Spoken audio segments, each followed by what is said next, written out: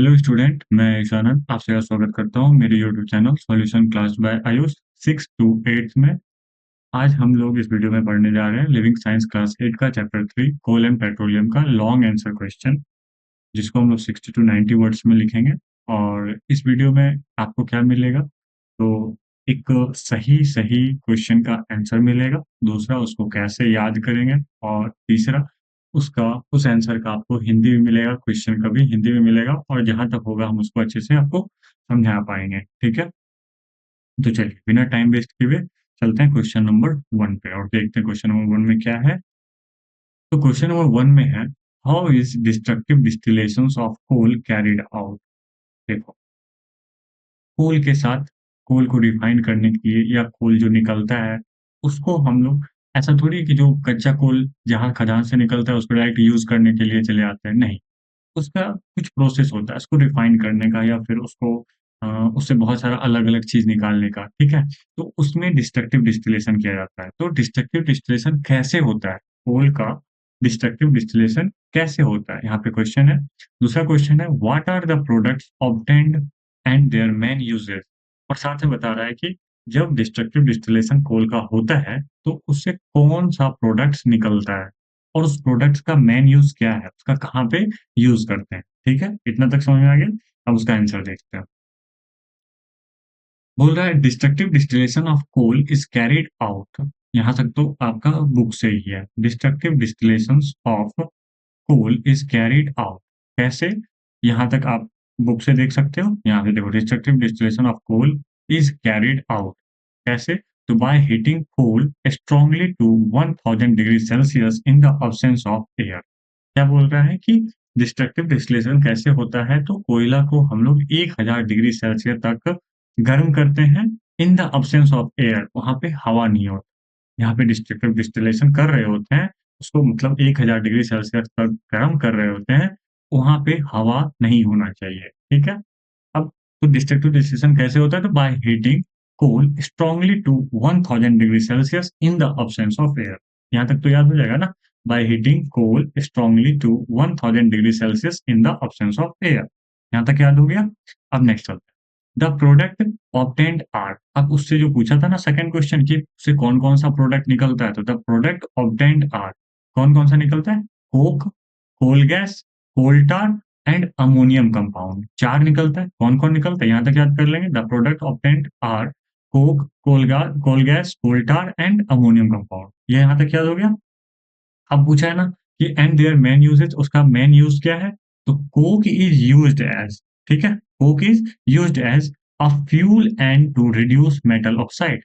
बोलता है कोक को हम लोग फ्यूल के रूप में यूज करते हैं, ईंधन के रूप में यूज करते हैं, मतलब घर में जलाने के लिए यूज करते हैं, और साथ में उसको मेटल ऑक्साइड को रिड्यूस करने में भी यूज करते हैं, प्रयोग करते हैं। ठीक है, तो coke is used as a fuel and to reduce metal oxide. फिर से बोलेंगे, coke is used as a fuel and to reduce metal oxide. Coke is used as a fuel and to reduce metal oxide. दो चीज use करते हैं, used as a fuel और फिर to reduce metal oxide. यहाँ तक खत्म, यहाँ तक याद हो जाएगा।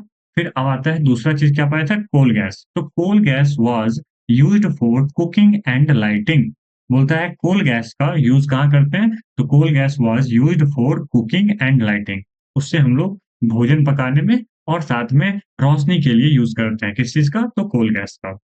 फिर यहाँ तक याद हो गया, तो coal gas was used for cooking and lighting. दूसरा कोल टार। अब तीसरा प्रोडक्ट तो ये निकला था ना, कोल टार। तो coal tar is used as in road construction, making pesticides, dyes and paints.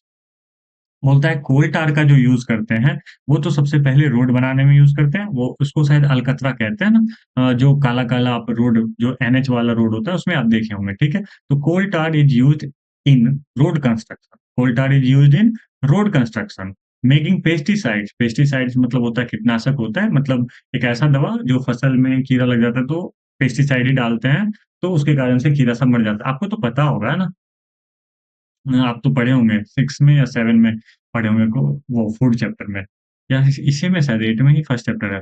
हाँ, 8 में ही फर्स्ट चैप्टर तो है पेस्टिसाइड के बारे में। तो कोल टार से ही पेस्टिसाइड भी बनाया जाता है। ठीक है, डाई।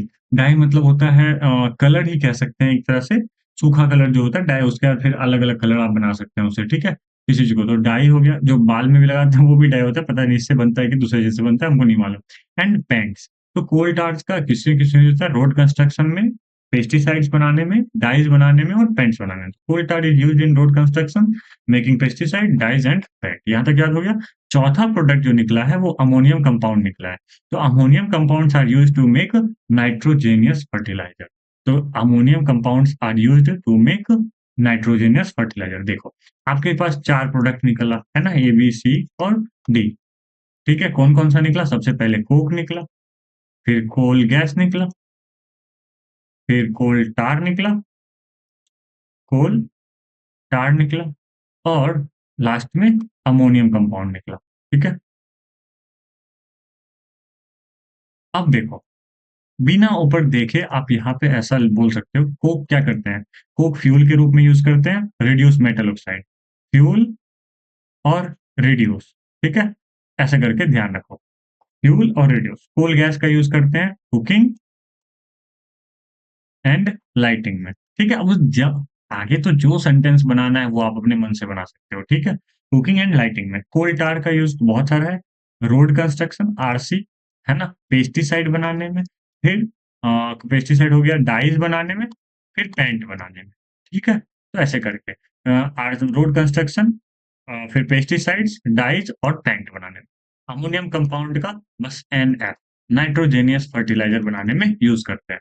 ऐसे करके भी आप याद कर सकते हो, ठीक है? और इसका हिंदी हिंदी ये है, तो इसको मिटाना पड़ेगा। आप रिवीजन करने के लिए पहले स्क्रीनशॉट ले लीजिएगा पीछे करके, इसको मिटा देते हैं ताकि आपको साफ दिखे, ठीक है? नेक्स्ट चलते हैं क्वेश्चन नंबर 2 पे। क्वेश्चन नंबर 2 में क्या कह रहा है? How is refining of petroleum carried out? वही बोल रहा है कि आप पेट्रोलियम का रिफाइनिंग कैसे करते हैं? कैसे किया जाता है? पेट्रोलियम का रिफाइनिंग कैसे किया जाता है? Name the important products of that, और फिर जब रिफाइन करते हैं तो उसमें जो इम्पोर्टेंट प्रोडक्ट निकलता है पेट्रोल को रिफाइन करने पे, वो कौन-कौन सा है? चलिए उसके बारे में भी देख लेते हैं। तो refining of petroleum is carried out by fractional distillation. तो रिफाइनिंग ऑफ पेट्रोलियम जो है, वो किसके द्वारा होता है? फ्रैक्शनल डिस्टिलेशन के द्वारा होता है, ठीक है? तो फ्रैक्शनल डिस्टिलेशन में क्या होता है, वो तो आगे पढ़ते हैं। Crude oil is first heated to about 400 degree Celsius. देखो याद भी यहीं से करना है आपको। Crude crude oil is first heated to about 400 degree Celsius. Crude oil को मतलब कच्चा तेल को 400 डिग्री सेल्सियस तक गर्म करते हैं। And the vapour passes into a tall fractionating tower. और उसका जो देखो, जो ज़ाहिर-सी बात है, क्रूड ऑयल को जब हम 400 डिग्री सेल्सियस तक गर्म करेंगे, तो उसमें जो वाष्प बनेगा, उसको ही हम लंबा-सा फ्रैक्शनल टावर में से पास करेंगे, ठीक है? तो यहाँ तक याद करेंगे, crude oil is first heated about 400 degree Celsius यहाँ तक, फिर and the vapour passes into a tall fractionating tower, and the vapour passes into a tall fractionating tower. क्या बोलेंगे? फ्रैक्शन, देखो फ्रैक्शन से यहाँ तक याद रखो, फ्रैक्शनेटिंग, ठीक है? And the vapour passes into a tall fractionating tower. यहाँ तक याद हो गया? अब क्या होता है? तो पेट्रोलियम जो बना है वो हाइड्रोकार्बन से बना है, तो hydrocarbons with different boiling points. अब अलग-अलग हाइड्रोकार्बन्स के अलग-अलग बॉइलिंग पॉइंट होते हैं, ठीक है? अलग-अलग बॉइलिंग पॉइंट होते हैं। कोई 300 डिग्री सेल्सियस पे होता है, कोई 200 डिग्री सेल्सियस पे बॉयल करता है, कोई 100 डिग्री सेल्सियस पे ही बॉयल करने लगता है ना? तो सबका अलग-अलग बॉइलिंग पॉइंट होता है। तो hydrocarbons with different boiling points condense at different Heights. अब देखो, जैसे कि यहाँ पे गरम किया, इसके वाष्प को एक लंबा-सा फ्रैक्शनिंग टावर में से पास किया। अब सब जगह ना गैस ही जाता है, ठीक है? सब जगह गैस जाता है, ऐसे करके ये बना हुआ रहता है। इससे पूरा गैस जहाँ से भी होता है या बीच से भी जाने का रास्ता होता है, जाता है। अब सबका अलग-अलग टेम्परेचर पे ना रेसिड्यू बनने लगता है। मान लीजिए किसी का ना वो 400 300 डिग्री सेल्सियस पे उबलने लगता है। तो जैसे ही पहले 300 डिग्री वाला ही, जैसे 300 डिग्री से कम टेम्परेचर होगा, वो वेपर से लिक्विड में बदलने लगेगा, तो वो यहाँ स्टोर हो जाएगा।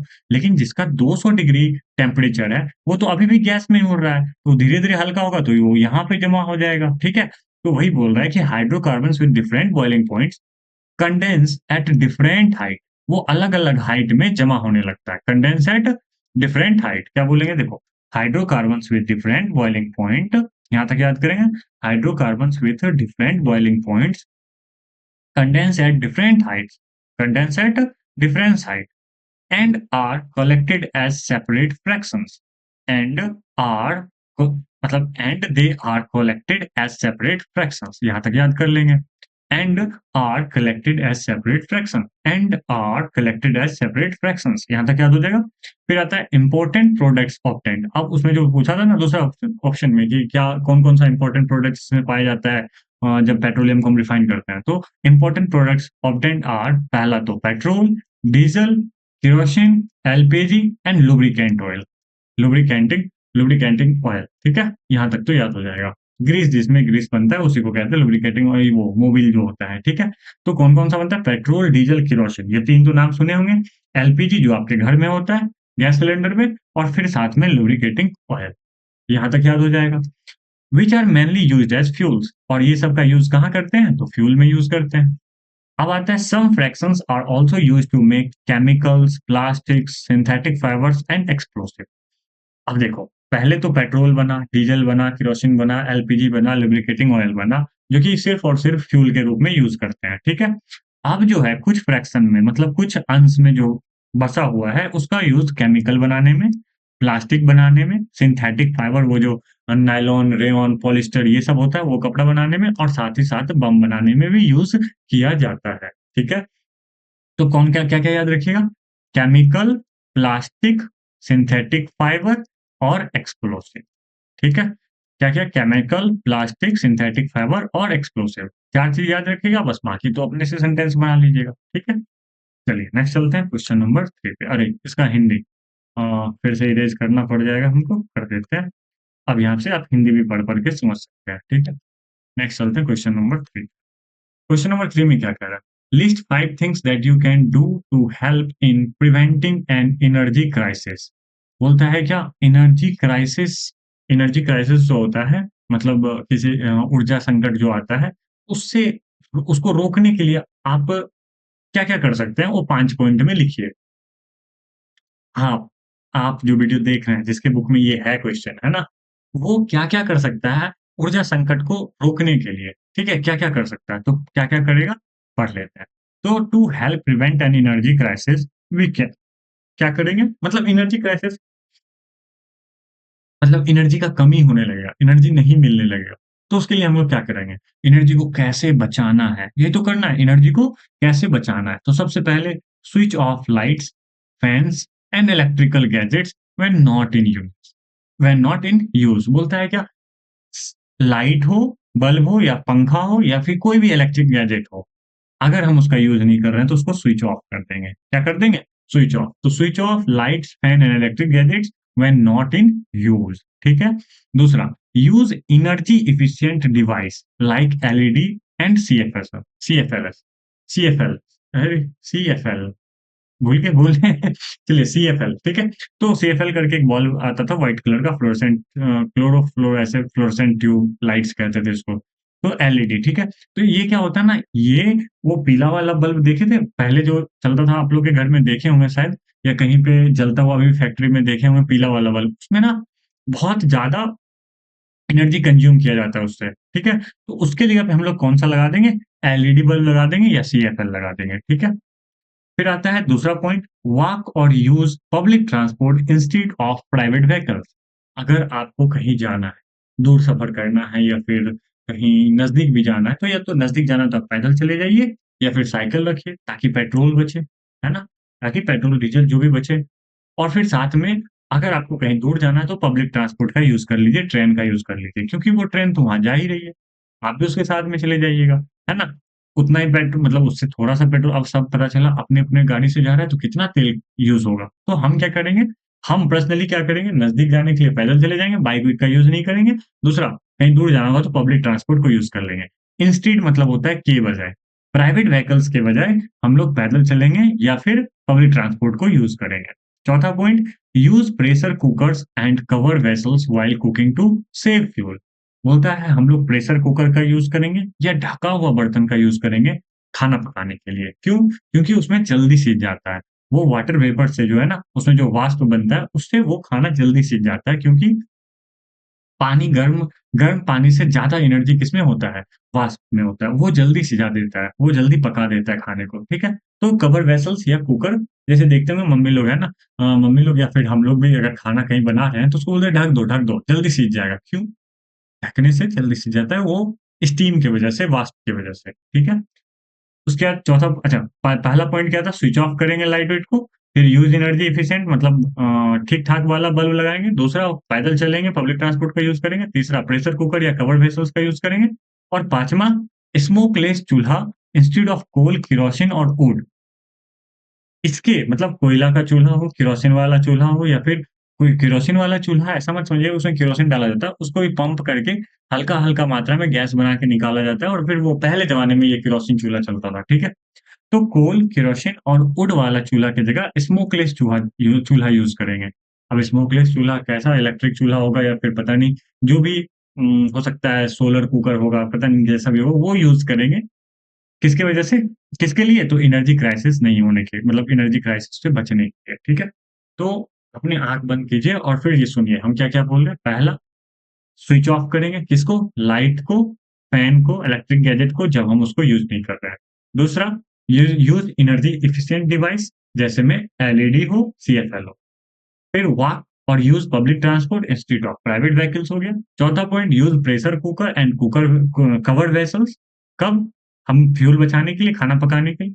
फिर स्मोकलेस चूल्हा को यूज़ करेंगे किसके वजह? कोयला, केरोसिन और वुड के लकड़ी के चूल्हा की वजह से, ठीक है? उसके जगह पे। फिर आता है these steps reduce wastage and save energy. इससे क्या होगा? हम लोग का जो एनर्जी वेस्ट हो रहा है, वो कम होगा और बचाया जाएगा। इसका हिंदी भी आप लोग पढ़ लीजिएगा। ठीक है? चलिए नेक्स्ट और last question, question number 4। Question number 4 में क्या है? How is CNG obtained? CNG को कैसे प्राप्त किया जाता है? What are its main uses? और सीएनजी का मेन उपयोग क्या है? इसको यूज़ कहाँ करते हैं? चलिए, तो सीएनजी या फिर कंप्रेस्ड नेचुरल गैस, 2 चीज़ दोनों चीज़ बोल सकते हैं। सीएनजी बोलिए या फिर कंप्रेस्ड नेचुरल गैस बोलिए, उसका फुल फॉर्म है, याद कर सकते हैं आप लोग। तो CNG is obtained by compressing natural gas found along with petroleum in underground reservoirs. बोलते हैं क्या? अ, सीएनजी जो है, वो कहाँ से प्राप्त होता है? तो कंप्रेसिंग नेचुरल गैस को कंप्रेस करके हम लोग सीएनजी बनाते हैं। अब ये नेचुरल गैस कहाँ मिलता है? तो is obtained by compressing natural gas found along with petroleum in underground reservoir. जहाँ पे पेट्रोलियम प्राप्त होता है ना, उसके जस्ट ऊपर वाले लेयर में यही नेचुरल गैस भी होता है। उसी को हम लोग निकालते हैं और उसको कंप्रेस करके रख लेते हैं। इट इज़ मेनली मेड यहाँ तक याद कर सकते हैं आप लोग, ठीक है?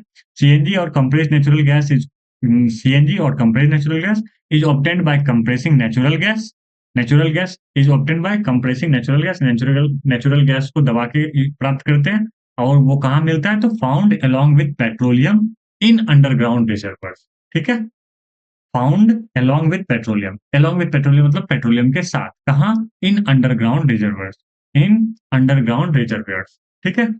अब आगे याद करेंगे, it is mainly made of methane. अच्छा, सीएनजी के बारे में बता रहा है कि वो नेचुरल गैस जो है किस चीज़ से बना होता है, तो वो ज़्यादातर मीथेन से होता है। मतलब उसमें ज़्यादा मात्रा में क्या होता है? तो मीथेन होता है, जिसको CH4 भी केमिकल फार्मूला कहते हैं। It is mainly made of methane with small amount of propane and butane. बोलता है उसमें ज़्यादा तो मीथेन होता है, लेकिन थोड़े मात्रा में प्रोपेन और ब्यूटेन भी होते हैं। CNG is stored under high pressure and can be transported through pipes.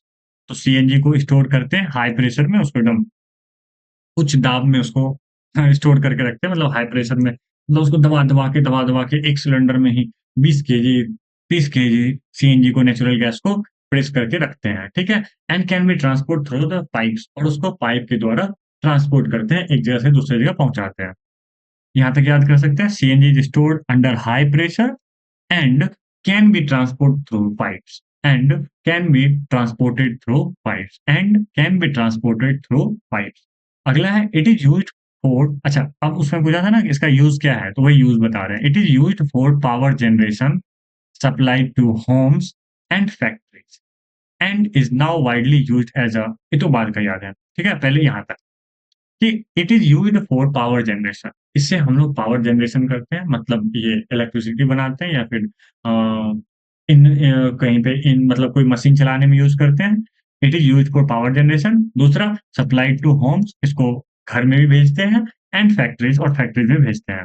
तो it is used for power generation, supplied to homes and factories and is now widely used as a clean non polluting fuel. बोलता है लेकिन अभी and is now अभी widely used as a clean non-polluting fuel for vehicles. बोलता है अभी बहुत बड़े पैमाने पे इसका हम यूज़ करते हैं, एक साफ और बिना पॉल्यूशन वाला फ्यूल व्हीकल्स में यूज़ करते हैं, गाड़ी में इसका यूज़ करते हैं, ठीक है? And is now widely used as a clean non polluting fuel for vehicles. गाड़ी के लिए साफ और बिना प्रदूषण वाला ईंधन के रूप में इसको प्रयोग करते हैं। किसको? सीएनजी को। It is also a starting material for making chemicals and fertilizer. It is also a starting material. It is also a starting material for making chemicals and fertilizer. बोलता है केमिकल और फर्टिलाइजर जब बनाना start करते हैं तो ये CNG का starting material के रूप में भी यूज करते हैं। तो it is also a starting material for making chemical and fertiliser. ठीक है, इसका हिंदी आपको यहाँ पे दिया हुआ है, एक बार पढ़ देते हैं लास्ट लास्ट में। तो सीएनजी यानी संपीड़ित प्राकृतिक गैस, भूमिगत भंडारों में पेट्रोलियम के साथ पाई जाने वाली प्राकृतिक गैस को संपीड़ित करके प्राप्त की जाती है। संपीड़ित मतलब प्रेस करके, कंप्रेस करके, ठीक है? इसमें मुख्य रूप से मीथेन होता है और थोड़ी मात्रा में प्रोपेन और ब्यूटेन भी होते हैं। सीएनजी को उच्च दबाव में संग्रहित किया जाता है और पाइप के माध्यम से स्थानांतरित किया जा सकता है, मतलब एक जगह से दूसरी जगह ट्रैवल किया जा मतलब ट्रांसपोर्ट किया जाता है। इसका उपयोग बिजली उत्पादन, घरों और कारखानों में आपूर्ति करने और वाहनों के लिए स्वच्छ, कम प्रदूषणकारी ईंधन के रूप में भी प्रयोग किया जाता है। यह कई रसायनों और उर्वरकों के निर्माण के लिए भी इस्तेमाल किया जाता है। बहुत सारा केमिकल और फर्टिलाइज़र बनाने में भी इसका प्रयोग किया जा रहा है। किसका? सीएनजी का, ठीक है? यहाँ पे होता है हम लोग का एक्सरसाइज़, मतलब चैप्टर ही खत्म, चैप्टर 3 का हम लोग तीनों चीज़ कर लिए। आपको तीनों का ना एक-दूसरे के वीडियो में लिंक में लिंक मिल जाएगा डिस्क्रिप्शन में। जिसका भी देखना है आप वहाँ से देख सकते हैं। तो हम लोग क्या दे कौन-सा चैप्टर पढ़े? चैप्टर 3 पढ़े ना, लिविंग साइंस का, कोल एंड पेट्रोल का, ठीक है? आप लोगों को मेरा वीडियो कैसा लगा? अच्छा लगा तो प्लीज़ लाइक कर देना, शेयर कर लेना अपने दोस्तों से और मेरे चैनल पे न्यू हो तो सब्सक्राइब कर लो ताकि ऐसा ही वीडियो आगे तुम लोग को मिलते रहे, ठीक है? पूरा वीडियो देखने के लिए बहुत-बहुत धन्यवाद। मिलते हैं अगले वीडियो में। बाय-बाय।